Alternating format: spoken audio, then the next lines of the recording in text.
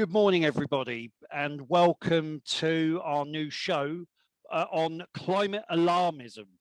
We've seen floods now in Germany. We've seen fires, forest fires in Australia, and basically everything. It's all to do with the end of the world.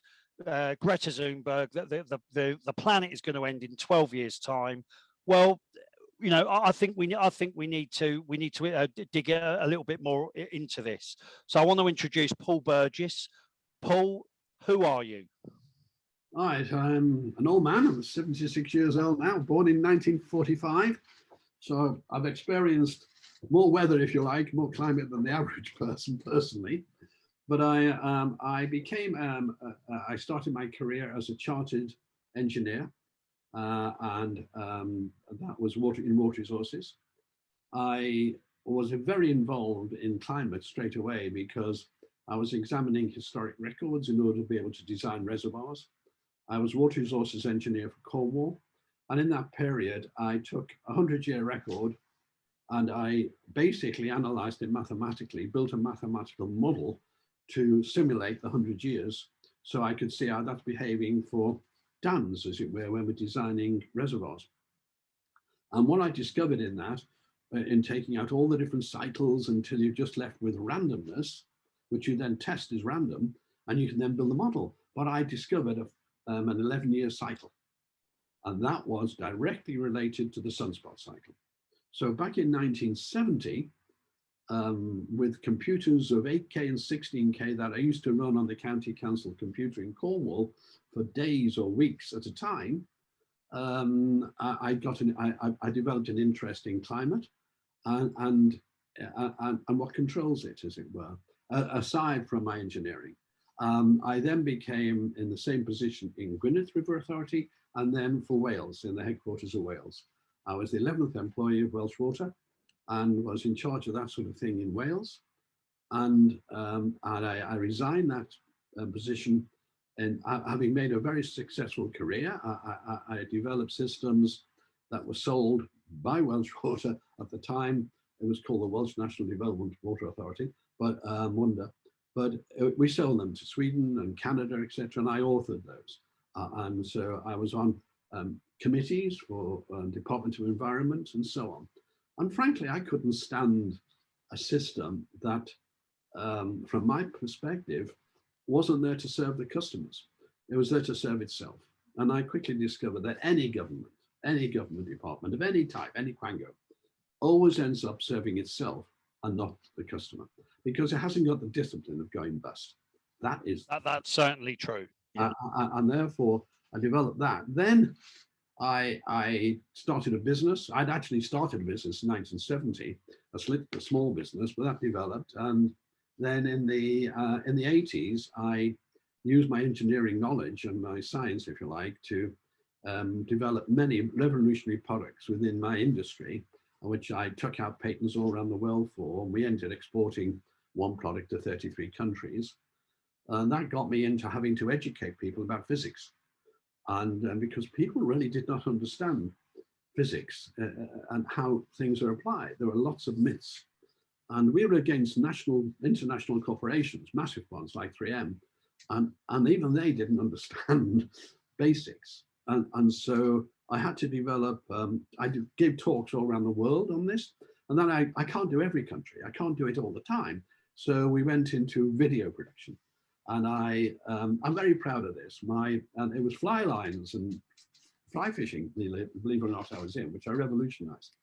And I'm very proud that our modern fly fishing tactics, volume 1, we did 6 volumes on the end of that, sold about over 60,000 copies that year in the 80s. And the film at the time was Fatal Attraction, and that sold 20,000 VHS tapes.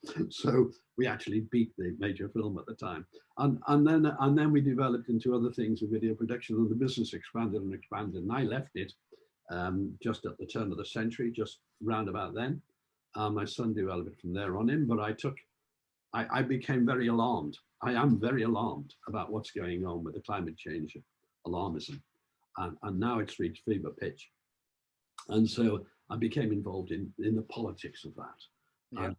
And all I ask is that I've given you a rough background of who I am.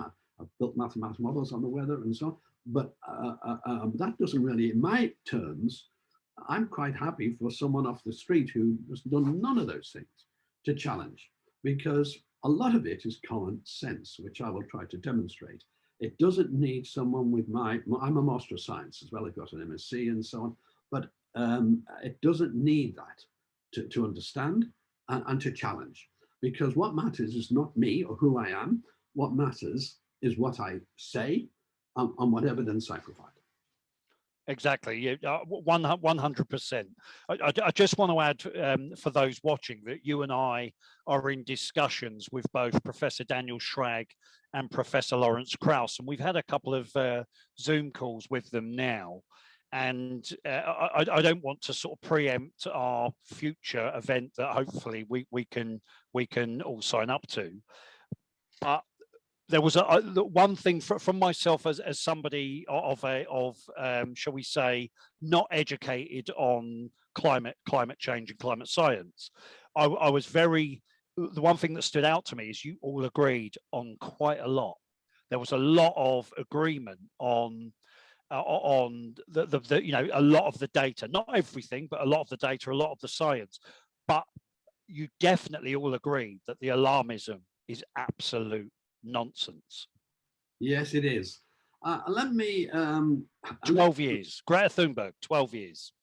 No, but Greta, I mean, you just done that. So for some amusement, I'll just play a minute. Well, it's a very short clip of Greta Thunberg being questioned on the science of that alarmism.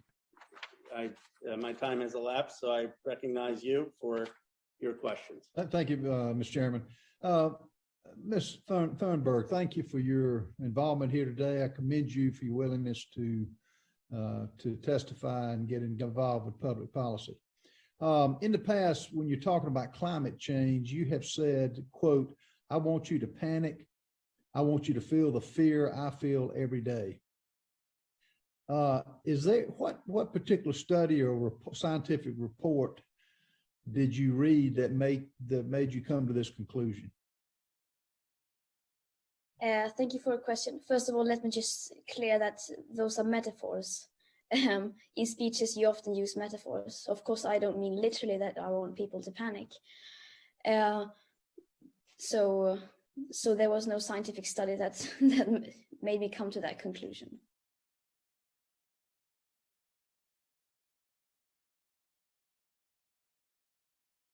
So there was no scientific study that made me come to that conclusion. Well, that's surprising, isn't it? No science whatsoever and no real alarmism.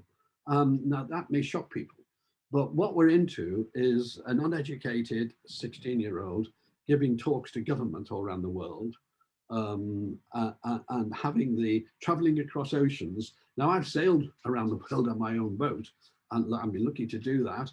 And of course, all subject to fossil fuel all the way and so on. No understanding of it at all. But let me now just show you a simple graph. This is a graph which the two professors agreed on. This is the CO2 growth graph, if you like. Yep. So along the bottom, this one starts in 1960 when it was about 310 or so parts per million, and goes up to about 2020 when it's just approaching 420 parts per million. Yeah? Yep. And what on this graph of growth, and there's no doubt CO2 is a green, what they call a greenhouse gas, not a marvelous term, but what we all call a greenhouse. Yeah. I agree with them, it is, up to a limit anyway. And then we all agree on this growth is man-made. So there's no doubt that mankind's putting CO2 in the atmosphere and it's accumulating. And on that, I think the two professors and I totally agree. The difference is on this graph, I put all the climate conferences on the dates they happened, and it made no difference at all. Not one of them has changed the growth in CO2. Even the there's no dip. There's no dips. No, there's no curving down. It's accelerating. Yes. Yeah. But today, China is building more coal power stations than the rest of the world combined. India is not far behind that, by the way. So So here we are. Now that's an interesting graph that we can all agree on. And the other factor is this. Let's take the UK, which people should know, that we contribute about 1% of the world's CO2. Yeah. And CO2, the next thing is CO2 is essential to all life. Now here's a graph of CO2 going way back to the Cambrian period, 540 million years ago, when CO2 was 15 times more than today. It was between 5,000 and 7,000 parts per million in the atmosphere. So what happened in the Cambrian period? Well, the oceans boomed with all life, the biggest diversification of life in the planet's history, when all the modern forms of life we know today evolved from, including us humans. Yeah. So the seas thrived, and the size of the shells, and here's some images, the size of the shells that grew in on these animals were incredible. Everything is mega. So where was the acidification? Because if you take acidification, that's what I'm starting with now, of the oceans, when the oceans warm, they give off CO2. They don't absorb it. They give it off. Everyone agrees that. But at the same time, they're saying the extra CO2 in the air is turning the ocean acidic. In actual fact, the ocean bed is basalt, highly alkaline, and it's so buffered, it's so solidly alkaline. It varies naturally between about 7.6 and 8.2. Yeah. And what they said is mankind has alarmism. Mankind has taken it from 8.2, which is highly alkaline, to 8.1 over the last 150 years or so. Well, we didn't know what pH was until just 1909 or so. We didn't even know of it, right? And we had no method of measuring it properly. And they just guess all this. But it also is in the noise of the pH, 8.1 to 8.2. It fluctuates to 7.6 up to 8, in that sort of range. So, and why then at 420 are we killing the oceans when 5,000 to 7,000 didn't? It caused the exact opposite. So you've got questions like this behind it. But I'm now going to show you some. Let's do the other side. Let's do some big disasters, yes? And let's take this disaster. Imagine 40,000 people dying in one city because of a heat wave. Right? Paris. Yeah, it is Paris, yeah. So imagine that happened. Now let's imagine that could happen in Paris. What would the world say about that? What would the world say about massive hurricanes that literally wiped out whole cities in America and in Australia? A whole city was actually wiped out in Australia. So all these disasters. How about big floods that took over the whole of East Anglia practically and did massive damage? How about forest fires that just wrenched huge amounts of acreage, and all down, they say, to climate change? Right. So what, if I could just ask Paul, sorry, just to elaborate. So the 40,000 dead in Paris, that was due to a heat wave. When was that?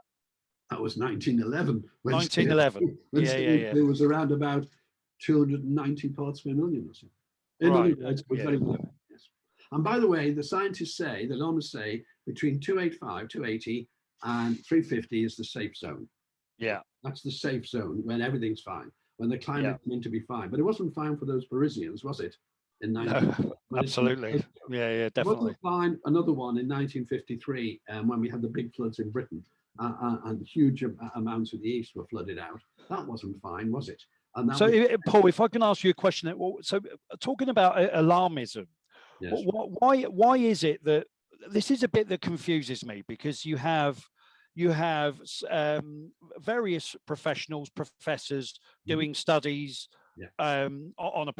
so let's talk about the coral reef that you and I were talking about yesterday. Yes. Well, you have one professor that comes out with one study. You have another professor that comes out with a study that opposes it. How can they be so different? That's incorrect. There's an assumption in your question that's incorrect. You have the major study by a professor and his team on coral reef. The alternative people who are opposing that study are not studying it. Right, okay. It isn't as if they've got competing studies.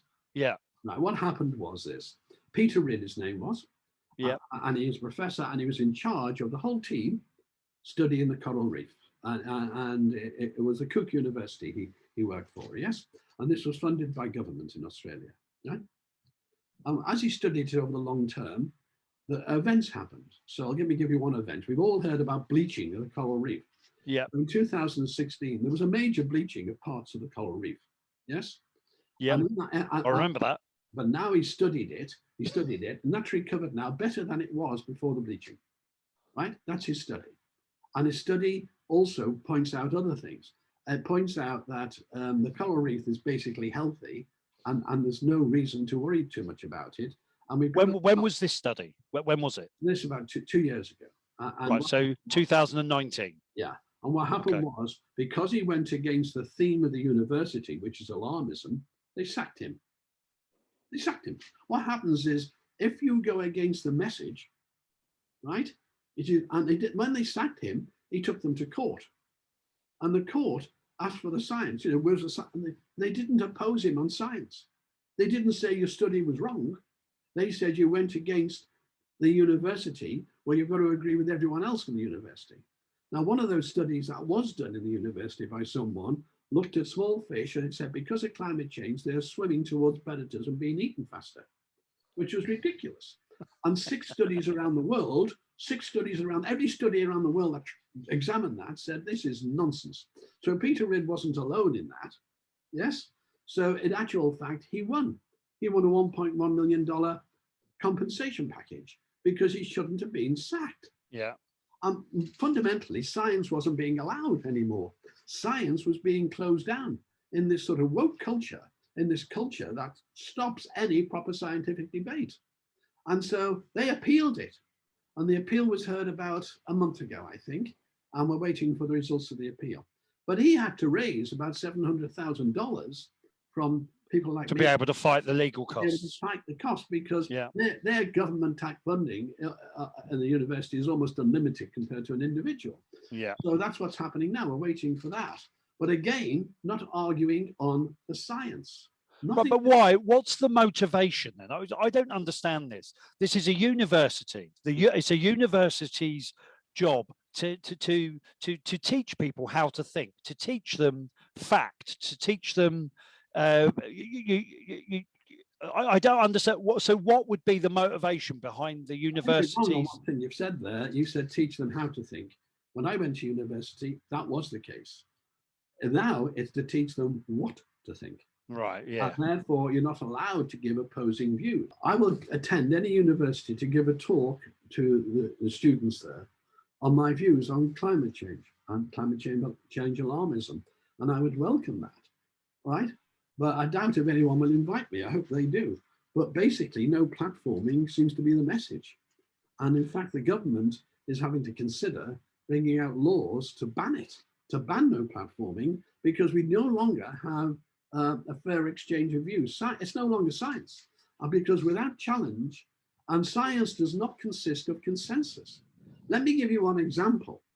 I have recently, I don't want to go personal, but I've recently been called by a leading writer of books on climate change. I've been told I was an amateur, right? Well, let me give you an example of another amateur, right? And he studied the subject maybe like I did. He was a clerk in an office. And when he brought out his theory on physics of the universe, he did quite well. He published a paper. Over 100 of the established scientists said, "You're wrong." To which he said, "Well, hold on here, I don't need 100. Just one of you has to challenge me on the actual physics." And you haven't done that. I only need one to prove me wrong. So science is not consensus. The name of that chap, by the way, was Einstein. Yeah, Albert Einstein. Yeah. He worked in a patent clerk. And he was right. And he was right, and they were all wrong. Yeah. And that's why I started this talk saying it doesn't matter who you are. What matters is your argument, and that is science. So what I would like to do now is go through a number of the alarmist things that are happening now, right? Where people are relinking it, especially politicians and the media. Totally. Well, Paul, you need to be quick because we've only got 12 years. I know, yeah, I know. Well, actually, even Professor Schrag and Lawrence agreed we haven't only got 12 years. Yeah, I know. So when you talk to rational people like that, you haven't got 12 years. But the problem that we have is it's the alarmists that have centre stage, that are driving the political agenda. That's the problem. Problem. So let's go through the subjects that they drive, right? Now, what I'll show you now, let's take hurricanes. Yeah. Hurricanes, and here's a graph. And no matter how you measure it, there's a number of graphs, how many hit the seaboard in America, what intensity, measuring the intensities out of them up here. There's a number of ways of doing this. But every single one of them shows a slow decline in hurricanes. Why is that? Well, over this last century, we have warmed. We've warmed by roughly 1 degree, we'll call it. And the warming takes place at the poles. It doesn't take place in the equator. Yeah. And hurricanes have a job of taking the heat from the equator up to the poles. So if there's less difference between the equator and the poles, you get less hurricanes. Yeah? Yep. Okay, so I mean hurricanes. And let me give you an example now of tornadoes. And this is a little clip. This is a little clip now on a really bad, the worst tornado season in America, and when it happened. There's the clip. Well, you see that clip shows you how bad it was when CO2 was okay between 285 and 350. We don't get that today. We don't get that quantity of hurricanes today. Oh, sorry, tornadoes today. And in actual fact, there's been recent things this year where people are worried about the lack of hurricanes, etc. You know, so it's not true what you're being told about that. The next one I'm going to take is forest fires. Yes? Yep. I mean, let me just say something really basic that hopefully everyone can understand. Forests left naturally without man will grow trees. Now, this may be a shock to some people. Trees do not grow forever. They go to a limit and they die and they fall over. And on the way to doing that, a lot of growth happens underneath the trees, etc. Yeah. Ground growth. Now, so fires are the way that nature deals with forests and renews them. And very quickly after a fire, within even 2 or 3, 4 seasons, you'll see all the new growth coming through and so on. And here's an image now of a forest that had a really bad fire in the States and what it looks like just a few years later. Yeah. Okay, so forests are naturally, fires are an ingredient of forests. Here's a graph now of the forest fires over the last century or so. And as you can see, in the 1920s and 30s, they were 10 times what they are today, 10 times. But then forest management came in. And by the way, 1930s was the hottest decade of the last century. And that is reinforced by almost every piece of evidence from the Dust Bowl, everything. And it wasn't just America. But forest fires then declined because of forest management. And people started to remove the undergrowth and manage them so they can control the fires and crop the trees before they fall over. Yeah. And so that's how that was done. Let's go back now to recent ones. And I was in New Zealand at the time when the recent Australian fires occurred. And I was on my boat and the actual smoke was and dust was depositing on my boat from Australia. They were that big. But they were, again, just a fraction of the previous fires in Australia. And you're being told these are record fires. They weren't. And let's say what the man in charge, the fire department, whose job is to fight those fires, said. He said they'd allowed the ground growth to grow, the green movement to come into the management, and even stop the Aborigines, who used to burn off the undergrowth before it got big, and they'd burn it off before it could catch fire to the trees. So the fire would pass the tree. But if you allow a lot of undergrowth to grow, it'll catch fire to the tree, it'll have more time. These forest fires in America, again, here's a graph again, are less now. So what do the alarmists do? What they do is they start the graph, not historically backwards, they start the graph at the lowest forest fires point so they can show the growth. Right? Yeah. That is what they do. And they don't just do it for forest fires, they do it for everything. They ice caps, they do it when the ice cap was at the highest level, and in the Arctic, say, the ice cap was at the highest level, and then they'll show you the decline, what they've done. And here's the graph of the ice caps now. If you go prior to when they start their graph, it was even lower before that than it is now. So they give you part of a cycle. So if you've got a cycle like this, an up and down cycle, and you just take the upward or just the downward slope and chop everything else, and that's what alarmists do. And they even, and this really upset me, they even publish a chart with all the different alarmist graphs on it. And all of those graphs start at the worst dates for each subject. Yeah. Yeah, and that's how they do it, and that's cheating, and they issue that to schools, and that is terrible. Yeah, no, I am aware of that. Yeah. And so with forest fires, don't believe a word they say. And what's happened is the Green Movement came in to stop the people removing the dead wood from Australia and removing the undergrowth. They came in and therefore houses, they lost houses and everything. And the house owners said, we used to be able to go and collect that, and we can't anymore, we're banned. So the Green Movement itself leads to all sorts of problems, right? So I've got a question.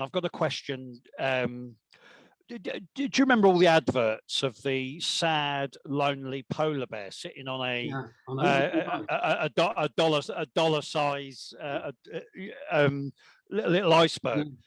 What was that? Was that all for emotion? You know, to get emotions reacting? Was it true? Yes, it's appealing. It's appealing to ignorance and emotion rather than scientific fact. Again, let me just point something out. The Arctic historically has been ice-free nearly most of the time in Earth's history, right? Most of the time. And in fact, in the medieval warm period, the tree line in Canada was 80 miles further north than it is now.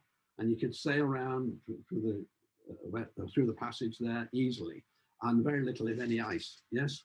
So ice has been absent. But in actual fact, the Arctic, if it was covered in ice all the time, it's their perfect world, wouldn't have any polar bears, because you've got to have the sunlight into the water to get the growth of all the plankton, etc., that the fish feed on, that the seals feed on, that the polar bird feed on the seals. So you need sea ice to be, and it's all sea ice, because if the whole of the Arctic melted, it's not on land, it wouldn't raise the water level a jot. So the Arctic has natural cycles, and I've just shown you that it was much lower than today before, when CO2 levels were in the safe zone. And the safe zone, anything prior to 1985, when it reached 350, is what they consider safe. And you think, on their dream world of butterflies and Bambi floating around the forest, and in their dream world, you'd think everything before 1985 was fine. Let me show you another graph. This is a graph worldwide of how many lives are lost through natural disasters. Yes? Mm-hmm. That's forest fires, everything. Yes? Yep. It is. The lowest level in human history is now. That's it, worldwide. The lowest level in human history. Yeah? So you wouldn't think that, would you? Let me show you another graph. This graph is of poverty in the world. And poverty in the world, look at this, a huge decline in poverty in the world. And this huge decline, there's a reason for it, but it's there. We're the lowest poverty level ever, and it's continuing to fall. There's another graph. And this graph is about the literacy rate around the world. Again, lowest it's ever been. Yeah. So the world is in a better state. And I'm going to tell you the reason. We're broadcasting this today using fossil fuel power. And without that, you wouldn't have your cars, you wouldn't have your phones, you wouldn't have your houses, you wouldn't have hardly anything. And the reason why mankind lifted itself out of this level, and twice now we've doubled the living age, the time of how long you live, double that, the lifespan, since about 1830 to now. It's about double. And we've done that because of fossil fuels. And all fossil, look, the world used to have these high levels of 7,000 parts per million. And over time, shells in the ocean absorbed the CO2, like the carbon, and trapped it. And then it got buried. And so the limestone of today, the coral reefs of today, all of this got buried. And the CO2 was buried and buried and buried. And it got down 20,000 years ago in the last ice age to 180 parts per million, right? 180 parts per million. And that's because we were in an ice age, the oceans were cold, so they absorbed it. So, but at 150 parts per million, all higher forms of life, including us on Earth, cease to exist. Because CO2 is totally essential to all life forms, all of them. So at 150, you're dead. Now at 180, thankfully, it started to warm again 20,000 years ago, which caused the sea levels big rise, I've shown you, which caused all this. And you've got to a situation today where you've got tiny sea level rising going on, right? Now, that's going to happen anyway. So we're not seeing this upward curve in sea level rise. So we're not seeing an acceleration of sea level rise, which one would expect if CO2 was causing it, because we're pumping the CO2 in. Now, so the alarmism is in every area, and I can discuss every single area of the alarmism, and honestly, it's fake. It is totally fake. Right. Well, let me put this to you. I think Greta Thunberg showed how credible she was when she gave her Oscar-winning speech. "You are killing my future," and all that nonsense. I don't think that did her any favors at all.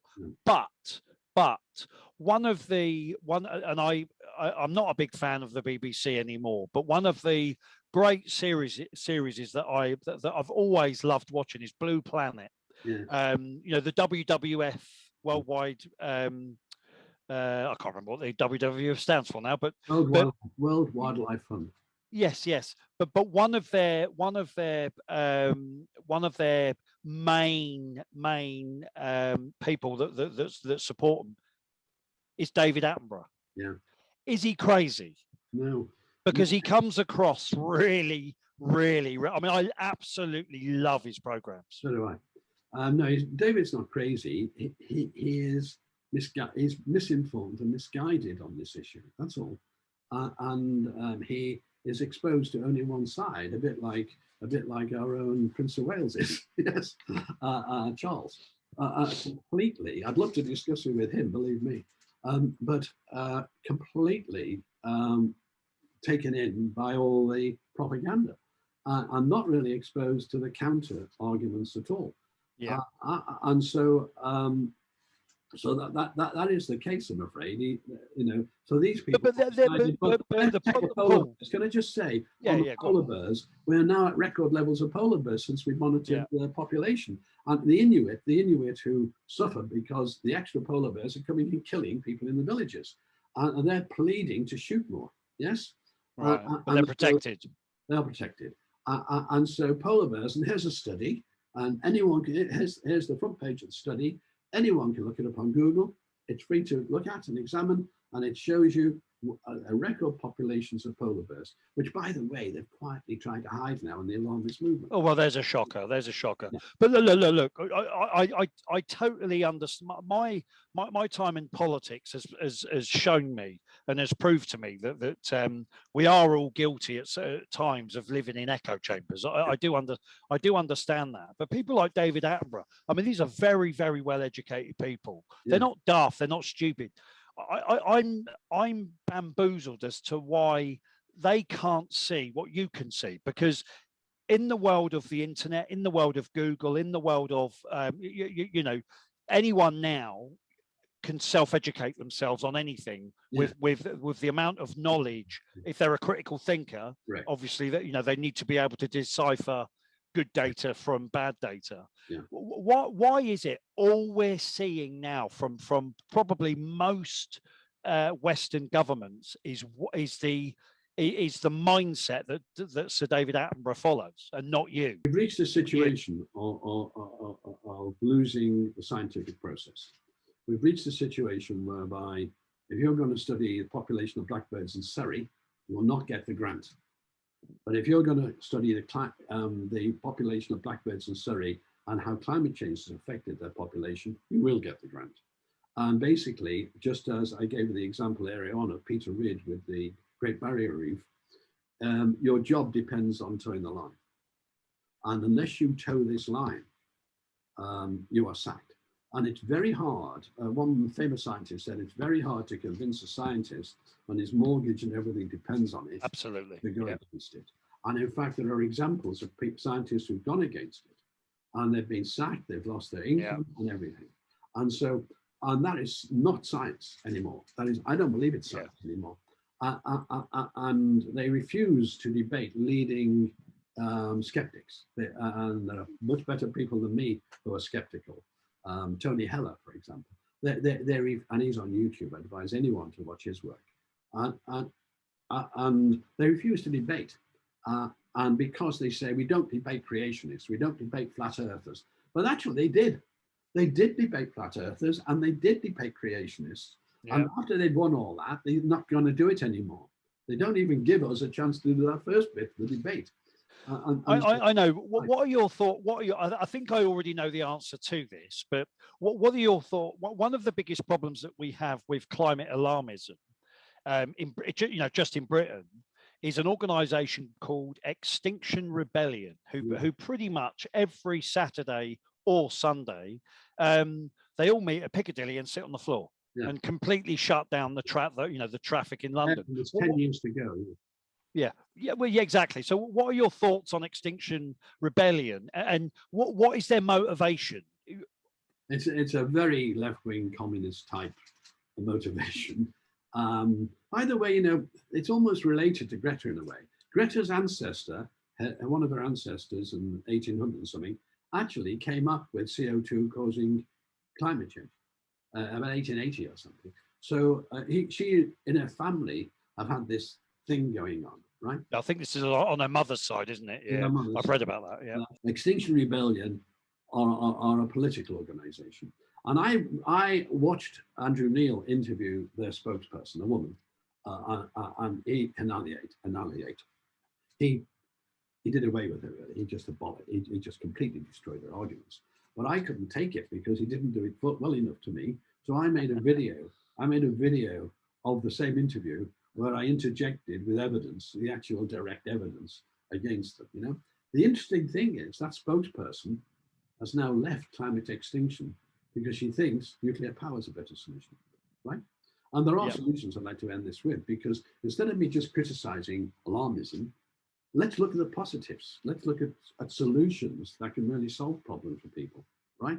Because that's what I'm about. And what we're having now, and I'd like to, so we could carry on with more alarmism, but I think what we ought to do at this point is actually talk about what's happening politically, what's happening in Britain politically, and what's happening to your wallet as a result of this madness.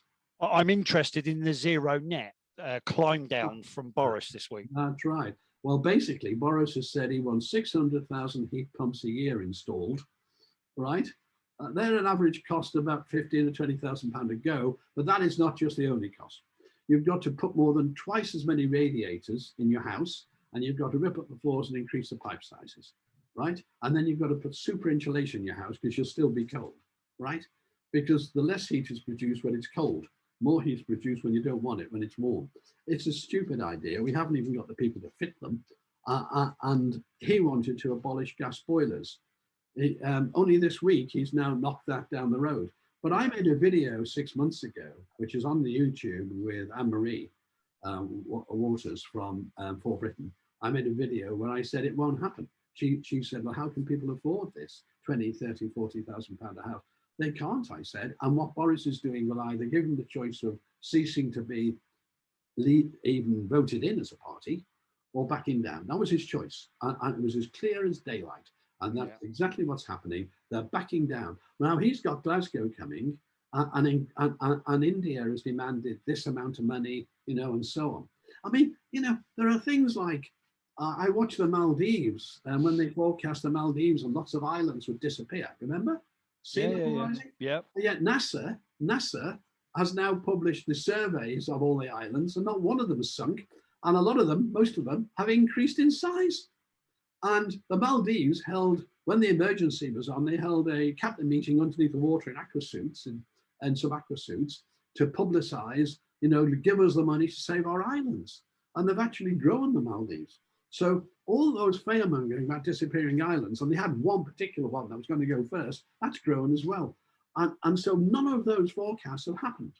But I'm going to say this, every single forecast like this for the last 50 years has been wrong. I don't know one alarmist forecast that's turned out correct, not one. So that's what we're in. We're in the big lie, as it were, and it gets harder and harder to maintain a lie as time goes on.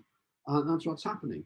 And so we haven't got the money, but we're only 1% of the world's yeah. And if I live in Wales, if Wales disappeared in a matter of a month or so, the CO2 that Wales was producing would already be made up elsewhere. And that's that graph, right? That CO2 graph I showed you. And here it is again, as per that graph. Glasgow, when it comes on that graph after the lockdown one there, is going to make no difference at all. None at all. So we're being asked to sacrifice things. I actually want more CO2. I don't think CO2, I think the planet could warm another degree. And what it would do is extend the tree line in the Northern Hemisphere by about 80 miles, hundreds of thousands of square miles, or maybe millions of square miles of extra growing crops and everything. And the equator doesn't get hotter. It always gets hotter towards the poles with warming.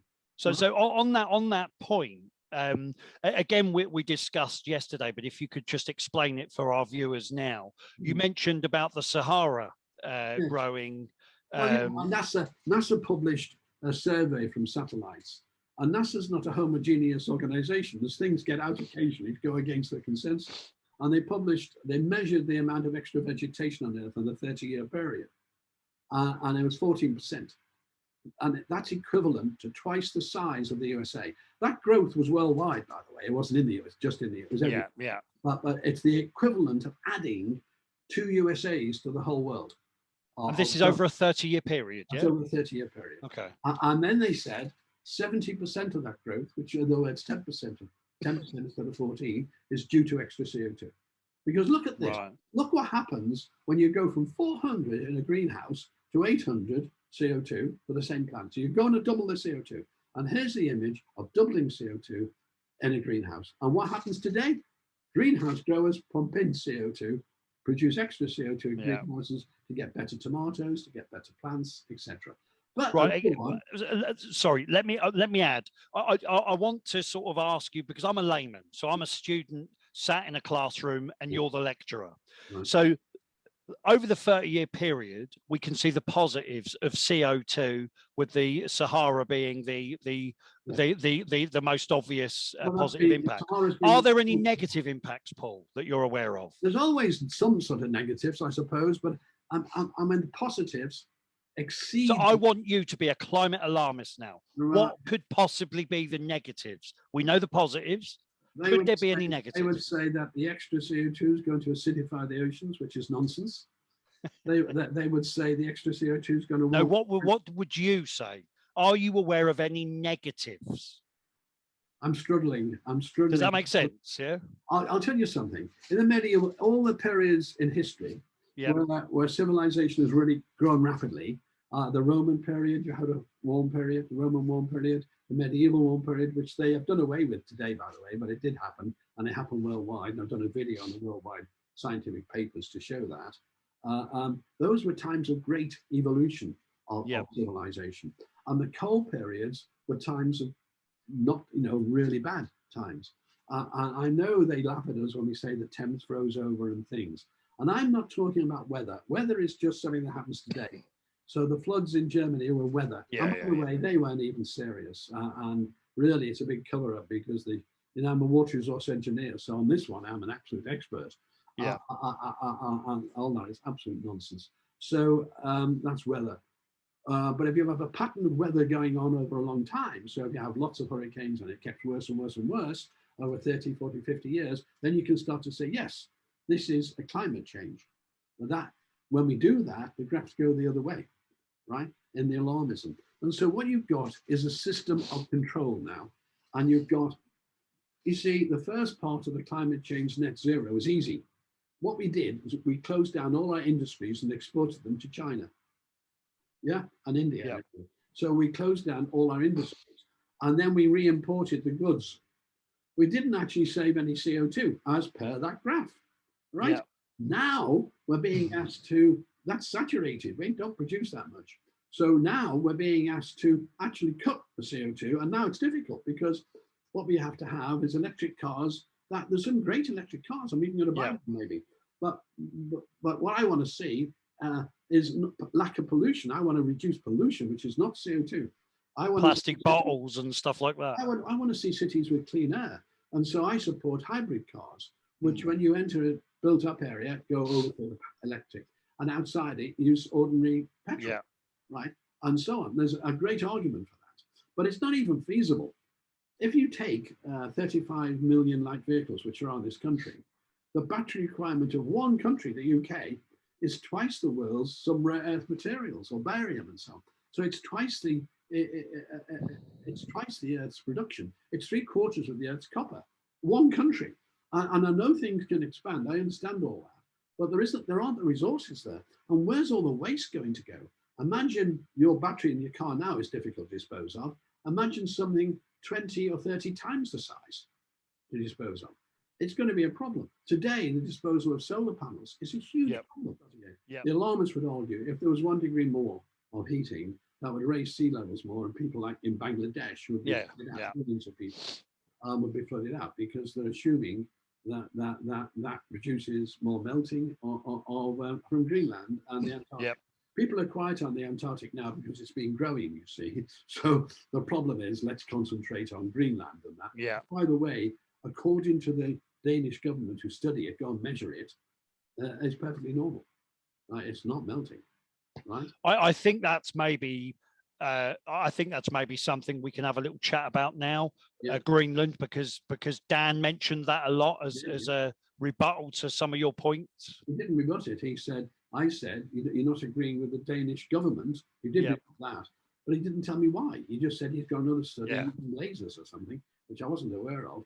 But the people who actually own the place, the people who actually go and have permanent station there and measure it. And what happens is this.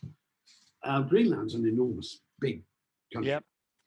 And it's high as well. So when the snow falls as snow, it accumulates. Yes. And it can't keep on growing up into the stratosphere, right? So as this big bulb, and here's a graph showing you this. Here's an illustration showing you this. It pushes out glaciers into the sea, which calf. So calving glaciers are a good sign normally. Yeah. Because they're being pushed out. It's not that it's melting; it's being pushed out because of the way that it's growing. In the middle. And I do not accept, having looked at, I can go into detail, which we obviously can't do in this, but I can't accept that Greenland ice is melting and adding. And what you'll hear is things like 12 billion tons were lost, in the short period of a day or something in Greenland, or week, yeah? But when you actually look at the records, 8 billion was added that day, 12 billion was added another day, and 20 billion, and so on. So in actual fact, there's more accumulated. But it's not alarming to say 12 billion tons of ice have just been lost from Greenland. Yeah. There's trillions there. It's a tiny, tiny fraction. It's a play on words, isn't it? Manipulating what's happening. And the manipulating to scare people. So if I said to you, you've just lost 100,000 quid on something, sorry, you've lost it, it's gone. Oh, by the way, you got 300,000 tomorrow, right? You'd be better off. But if you forget the 300,000 tomorrow, it's all doom and gloom, isn't it? Well, that's what it's like in Greenland. And I go on the records which is current records from the Danish government. I have a station permanently there and I monitor it. So it doesn't matter what the alarmism is, but I try to move on to solutions, right? The solutions aren't the net zero, right? The solutions are. If you wanted to reduce CO2, which I don't, but if you wanted to, fracking would reduce it, like it did in the States. One country did reduce CO2, and it was under Trump when they introduced the fracking, and therefore it's very clean gas. Yeah. And that burned gas as up to dirtier fuels, and actually reduced by mistake, if you like, accidentally, the CO2 for a while. But the big solution to me is it's a British invention, and it's called the stable salt reactor. And it uses the waste from nuclear power plants. And so we've got two types of waste, put in simple terms. We've got a waste that you have to keep for 300 years and keep it safe before it's safe. But another one is 100,000 years. That's a real problem. And they have this in blue pools, like swimming pools, glowing blue and all this, real science fiction stuff. And we've got enough of that fuel for the next 400 years to replace our entire electricity production. We've got enough for 400 years supply. And what we're doing, they pay us to take it. So the fuel's there and it's free or actually paid for because we're making our country safer. We're turning the 100,000 year into 300 years safety. And so we can manage 300 years, 100,000 is almost impossible to manage. And so we're making, and it can't explode. It doesn't need a big dome around it. It can't do a meltdown like Chernobyl. That's not possible. It doesn't have any water or steam in it. And so it's not possible. And it's a British invention. And like most others, who's taking it on? But Canada is building a plant at the moment, right? But that to me is the future. That to me is the future. So look. So I mean, we're coming towards the end now. Yeah. But what's the motivation? And is this globalism? Is this why the UN? No. You know, what is driving this? All right, I'll ask you something. The man who speaks today for climate change in the American government was invited to take an award for his work. And so he took a private jet from America to Greenland or somewhere, right? A private jet, but just him, to go and pick up an award. Now, the hypocrisy of that is so extreme that it's ridiculous. How can anyone who's leading, and how can someone like Al Gore buy a property right on the coast, right by the shore? Is this Mr. Ozone? Yes. We're all doomed. Al Gore is the one who started the political movement, and he produced that video, which went to all the schools in the world. Yeah. And alarmed everyone. Al Gore, the presidential candidate. Yes. Former. He lost. But, yeah. He was a vice president, wasn't he, for a while? Anyway, when he was vice president, he sacked people. He sacked the man who'd done all the work on hurricanes. He sacked him because scientists didn't go along with his agenda, etc. But he says about sea level rise now it's going to be terrible. He showed you images in the video of New York flooded. Yeah. What does he do? He buys a beautiful property, millions of pounds. He makes a fortune out of the whole scare, by the way, with his carbon offset businesses and so on. But he buys an immense vineyard on the coast there. Another one is Obama buys one there. You know, so a lot of the alarmists, leading alarmists, you know, buy it on the coast, which is absurd. And so how can people do this? I don't know. How can people? You ask me how? Why are they doing? What's the motivation? All I can say is control, money and control. Certainly the money flow is only in the direction one way. You will not get any money flow to do any work that opposes it. And when you do oppose it, you'll get sacked. So but herein lies the problem. It's that the alarmism over climate change now is at a point where even somebody like me can smell a rat. You know, it doesn't make sense. Now, I saw, you know, going back to the interview of Greta Thunberg with the US Senate. Yeah. Where she was absolutely pulled apart. She'd never read a paper. Yeah. She admitted that the 12-year end of the world, you know, 6 billion people dead in 10 years. She said it was it was a lie. It was funny enough, alarmism. You know, it's to get the point across. But I thought, get what point across? If it isn't true, it isn't true. What's your point? Use a lie to get a point across. Yeah. So if you say lie after lie after lie, and then you say the truth, at what point do we know that everything isn't a lie or what's true? You know, it is the little boy that cried wolf. Yes, it is. But you know, I wish I understood. I hate conspiracy theories. I hate them. But what has changed our language? What has changed our language on gender?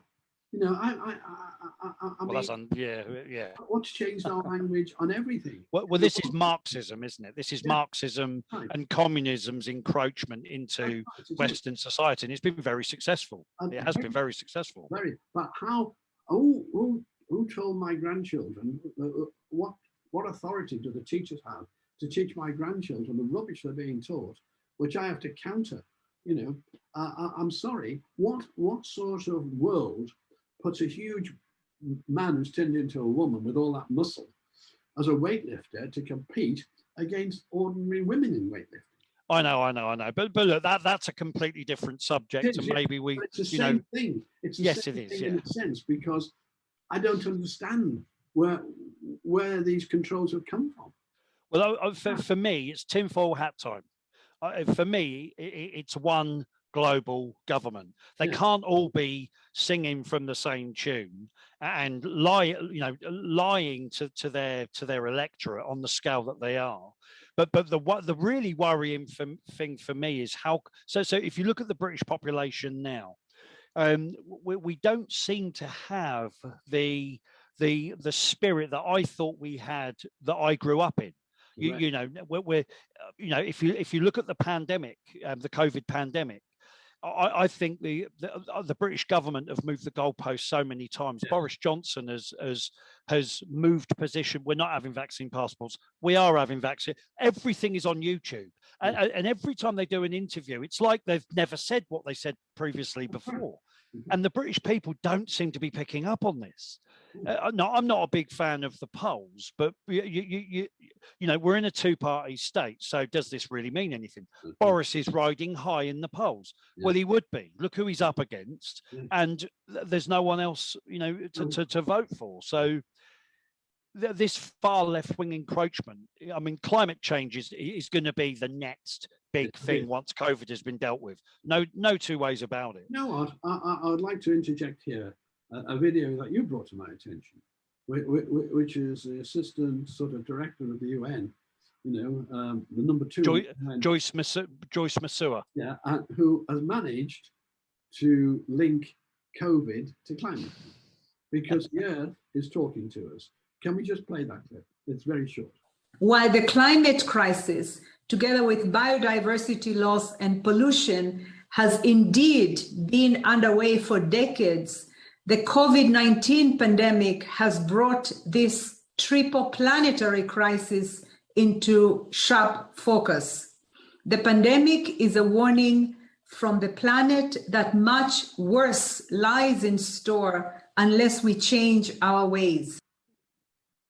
Okay, your comment on that clip. Well, I mean, again, how can you take them? How can I take them seriously? I'm a taxpayer, law-abiding. How can I take, you know, things like this seriously? COVID-19 is a message from our planet that we're in trouble.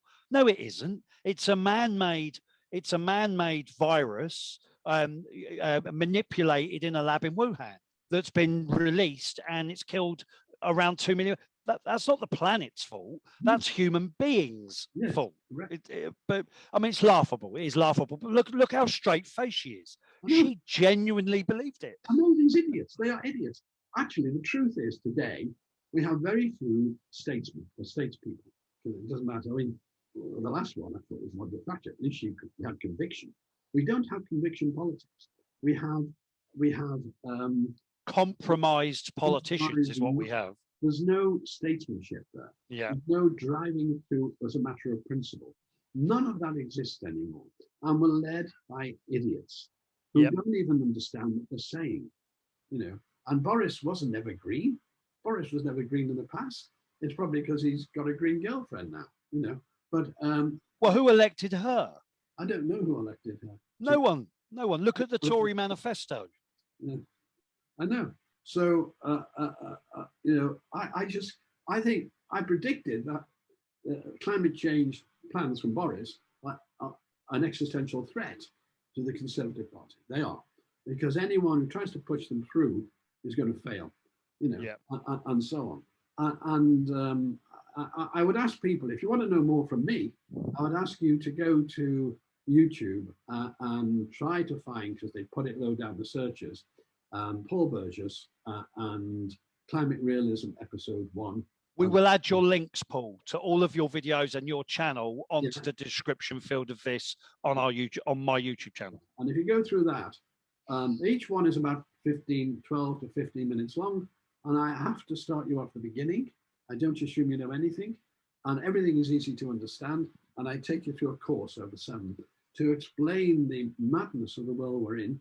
And better than we can do in just an interview, as it were, like this. But, you know, I don't mind being proved wrong, because if I'm proved wrong, I'm better off than living in ignorance. If I'm proven wrong, if someone wants to debate me and I'm proven wrong, then I'd be happy, because the choice was, if I'm wrong, I'd rather know about it, thank you. You know, and that's my attitude. But it should be the attitude of every scientist. Well, look, Paul, let's finish up. I want to thank you for your time. It's been very, very, shall we say, an interesting experience for myself. And if I was confused before, I certainly am now with regards to why we don't hear voices like yours. We only hear the same voices pushing the same information that even looks skeptical to me when they're saying it, because half of these people, they don't believe it. So thank you so much for your time, and I do appreciate it. Bye. For everyone watching, thank you so much for your time. Please like, subscribe, and we'll see you in the next show. Bye-bye.